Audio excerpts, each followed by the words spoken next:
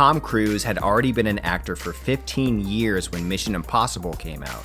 He'd worked with big-time directors. He'd proven that he could do comedy, action, drama. He was known for having the Midas touch at the box office. In fact, from 1992 to 1996, Tom Cruise would have 5 consecutive movies cross the $100 million mark. Everything he had done in his career up until this point was preparing him for a new challenge. It was time to lead a franchise. A franchise where he would push the limits of practical stunt work and cinematic thrill-seeking for over 27 years. So sit back, relax, grab a stick of explosive gum, and let's take a look at how Mission Impossible made Tom Cruise an action star.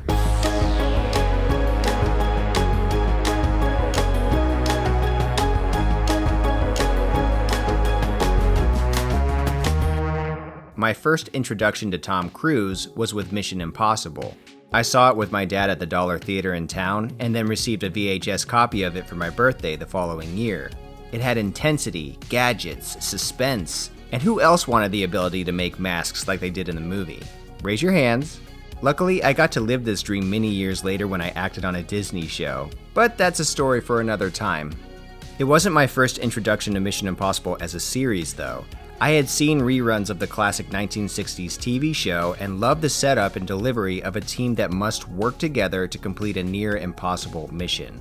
For us viewers, it was like a ritual. The title sequence blasts onto the screen with theme music that will be stuck in your head the rest of the day, trust me. Then Jim Phelps retrieves a hidden tape recorder that reveals the episode's mission. Then the narrator of the tape would say things like, "Your mission, Jim, should you decide to accept it," and "This tape will self-destruct in 5 seconds," stuff like that. Then the tape would go up in smoke. Phelps would then choose the best team for the job, which was usually just the main cast, each one with abilities useful to the mission.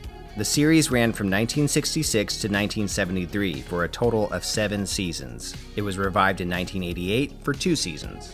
In 1992, Cruise joined forces with producer Paula Wagner to form Cruise Wagner Productions, where they eventually set up Mission Impossible as their first project. By the way, Paula Wagner started out as Tom's agent at CIA for 11 years before starting their production company together. In an interview with Collider, Cruise reveals that he used to live down the street from Steven Spielberg. He used to go over and have dinner and talk movies and even got to screen some of Spielberg's newly finished films. So one day, Cruise heads over to Spielberg's house, and who should be there but legendary director Brian De Palma. They all ate dinner, and later that night, Cruise watched all of Brian De Palma's movies, studying them, imagining what it would be like to have the director helm Mission Impossible. Obviously, Cruise offered the job to De Palma, who accepted the mission excitedly. De Palma spoke about what made him take on this new mission. While speaking to an audience in 2019 at the Hamptons International Film Festival, he talked about his experience with the movie he made before Mission Impossible, Carlito's Way. "I was watching it at the Berlin Film Festival, and I said to myself, I can't make a better picture than this. And it wasn't a big success. It killed me. I decided I was going to go out and make a success. Tom Cruise, Mission Impossible? You bet." De Palma then hired Carlito's Way screenwriter David Koepp to pen the script. Unfortunately, not long after the script was finished, Paula Wagner informed the director that they would be firing Koepp and hiring screenwriter Robert Towne.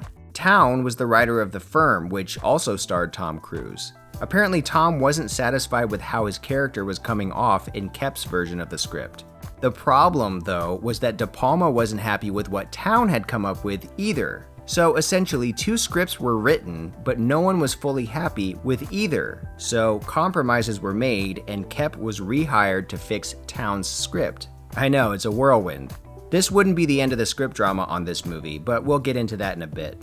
Originally, the entire story took place in the US. Brian De Palma convinced Tom that this is a Mission Impossible movie. They should take advantage of the globe-trotting nature of this franchise. They decided to film on location in Prague, which was extremely rare for a Hollywood movie at the time, as well as Pinewood Studios, where they filmed the Bond movies, Superman, and Batman '89.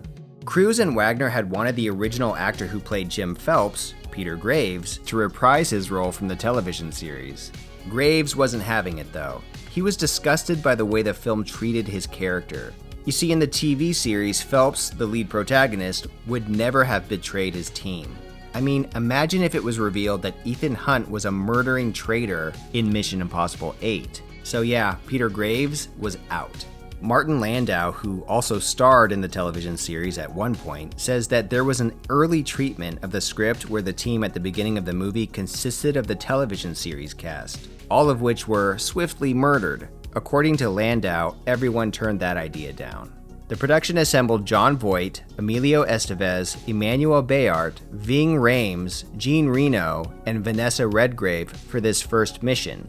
Emilio Estevez was an especially fun addition to the cast. He was killed off early on, which was done on purpose. It was to show the audience that no one was safe in this film.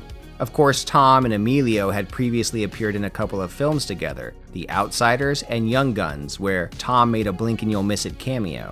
Estevez was also the best man at Tom and Mimi Rogers' wedding. Anyway, Estevez was a fun character and would have been a great addition to the future Mission Impossible films. Apparently, Tom later regretted killing the character off. In an interview with the website Uprocks, Estevez remembers it like this. Tom was like, "Man, we made such a mistake killing you off. He and John Woo were trying to figure out a way to bring me back for part 2, but it just didn't make sense. I thought you could have because with all the masks, right?" When I think of the first Mission Impossible movie, I instantly picture the aquarium restaurant escape, the knock list heist, and the crazy train sequence at the end. I also remember Tom Cruise making a big impression on me when I first saw it. He was so convincing as Ethan Hunt, the stress he was under, the different ways he goes about accomplishing his mission, and most times just barely. The aquarium stunt was shot at Pinewood Studios. Well, this part was shot in Prague, but this part was Pinewood. In Tom Cruise's career up to this point, he had done some stunt work. This was different though. Now, Tom was fully in charge, not only as a producer, but as an actor in charge of delivering maximum thrills to the audience. His timing had to be impeccable to achieve this scene. It was obvious early on that it needed to be performed by Cruise. At first, they used a stunt double, but it was too obvious that it wasn't Tom doing it. When Cruise successfully nailed the stunt himself, it made all the difference. Who wouldn't want to have this shot on their resume? Legend has it that Cruise wasn't too keen on doing the stunt, even mentioning to De Palma that he's just an actor. Sounds miles away from the Tom Cruise we all know today, doesn't it? For the CIA break-in, a scene that has been parodied many times, Cruise had to hang upside down, which, have you tried that recently? That's hard. The pressure that rushes to your head is intense. He also has to master this shot where he falls within inches of the ground. At first, it didn't work and he would hit the floor with his head or his feet. Eventually, he realized that he needed to put coins in his shoes to balance himself out. It was worth the effort. This shot is spectacular.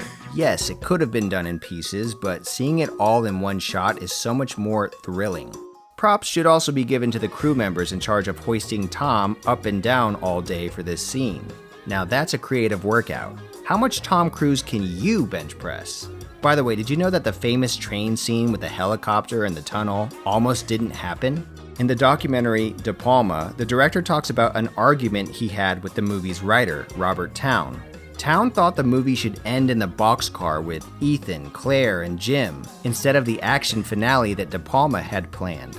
While arguing in front of Tom Cruise, De Palma finally got fed up and walked away. However, Cruise decided that the action-packed ending was a better way to go.